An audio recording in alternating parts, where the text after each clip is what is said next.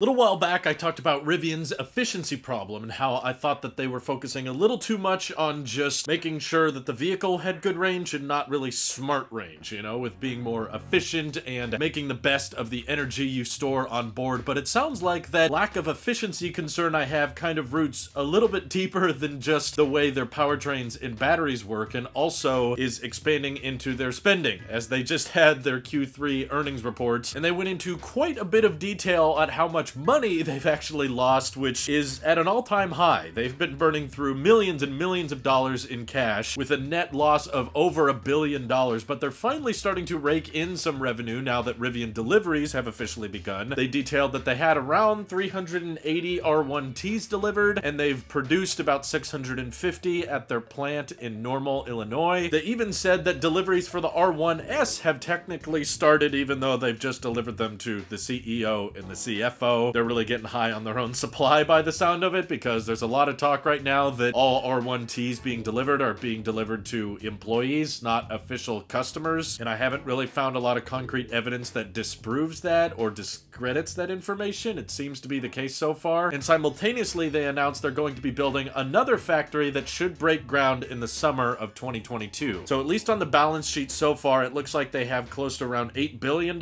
in cash, although that was before the stock offering, and now that the IPO has taken off and had kind of a bumpy ride, I'm sure they have some more access to capital than they did a few months ago. It just gets me concerned about how much money basically they're spending so early on. Like, I do have to side with Elon a little bit on the subject and just say, okay, look, you haven't even built 1,000 vehicles yet, and you're trying to figure out how to mass produce your product, and you're trying to figure out what the best route of efficiency is for mass producing your vehicles, and you're already buying land and getting another factory set up, and you're not even breaking ground on that factory until next year. Seems a little bit premature, and I wonder how much of this business can scale over time. They did already have to change their opinion on guidance because they were hoping to deliver 1,200 vehicles by the end of 2021, and now they've gone on the record saying they don't think they're going to deliver that many. And this was the production hell we talked about when the R1T officially entered production, because as we know, mass production is like 10 times or 100 times harder than coming up with a prototype, and I'm rooting for Rivian. I'm excited for them because I think that they've really nailed the product down. After checking out the R1T in person, I'm a big fan of the design, I'm a big fan of the interior, I like the practicality, I like the size, and the range numbers and the acceleration around it is great. It's just, I think that they're potentially biting off a little more that they can chew with all of this spending going on, and it certainly feels like they're not really being that efficient with their capital. Their logic is just, well, people are buying our stock, so we might as well just blow all this money right now on hiring as many people as possible, and yeah, let's buy some more land there, let's buy some more stuff here. They literally have like delivery specialists and helpers that like walk you through everything with your R1T, and if you have questions about it and if you need help with it, there's a person that's going to be ready to help you with that on call. And people have asked, like, how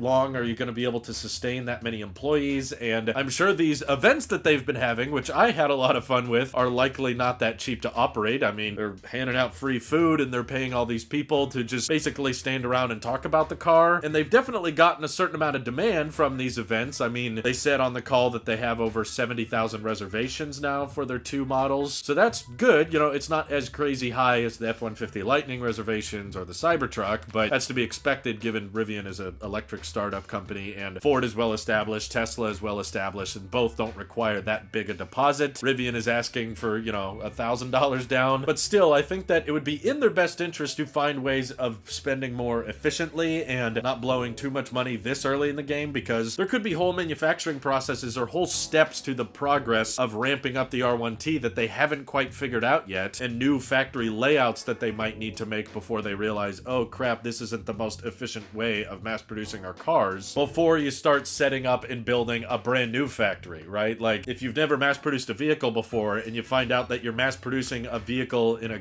non-cost effective manner, then you probably don't want to start setting up more assembly lines before you figure that first one out. In the past, I defended the decision because I figured, well, all you gotta do is buy some square footage for a factory and you can figure out the details later, but I guess what's concerning me now versus before is I didn't realize they were burning through this much cash. Now that they're public, of course, all of this information is well accessible, and knowing that they have to ramp up their vehicle at an extreme rate within the next year makes me realize, oh, this spending is probably just gonna get worse and worse and worse. So I I don't want Rivian to get bought out by some big tech company, which in this case is likely going to be Amazon. I don't want Rivian to just become the delivery van company. You know, I love the R1T and R1S. I think they're solid vehicles that a lot of people are going to enjoy, and seemingly Rivian has not been moving very quickly on what, in my opinion, is extremely important, which is the adventure network, because as tempted as I was by the R1T, you know, I was kind of feeling like putting a reservation down just because I love the size and the practicality of that truck footprint. What turned me away from the Rivian is, of course, that lack of efficiency, and we found out through EPA filings recently, the R1T does not have a heat pump, which in the Tesla world has been around for a while and allows for much better range when you're traveling in the cold, and it's already the least efficient electric vehicle on the market, which is to be expected because it's a truck, but more than that, it's a 135 kilowatt hour pack that basically has to piggyback off of the Electrify America charge network, which is not charging reasonable prices for their electricity compared to Tesla supercharging. So when you combine the price hikes of Electrify America with the inefficiencies of the Rivian, if you compare the cost per mile of like a Rivian R1T versus a long-range Model S or a long-range Model Y or 3 or something like that, the Rivian's like 3 times the price, and I think that's going to keep a lot of people annoyed or hesitant to buying the Rivian until they actually see them following through on their promise of installing more of the Adventure Network stations across the country. That's not going to be cheap either, and you're going to need to spend a lot of money up front to actually start installing those stations, so I would say that's what should probably get priority, because that's going to help today's customers and tomorrow's customers, instead of blowing a lot of money on events and a new factory when you haven't gotten the first one completely figured out yet. So obviously, I'm no expert. I'm just a guy rambling in my office to a camera, so feel free to speculate along with me how you guys feel about Rivian burning through this much cash. Of course, it's to be expected with a startup company like this. They're not going to be profitable in the first few quarters, but still, having a net loss this high is a little bit scary, and hopefully they can turn it around and become profitable in the next couple years. At least, I'm really hoping for them. So how do you guys feel about it? Feel free to let me know down below. Thank you to everyone on Patreon helping me afford a Tesla next year. Thank you all for watching, and have an excellent rest of your day. Take care.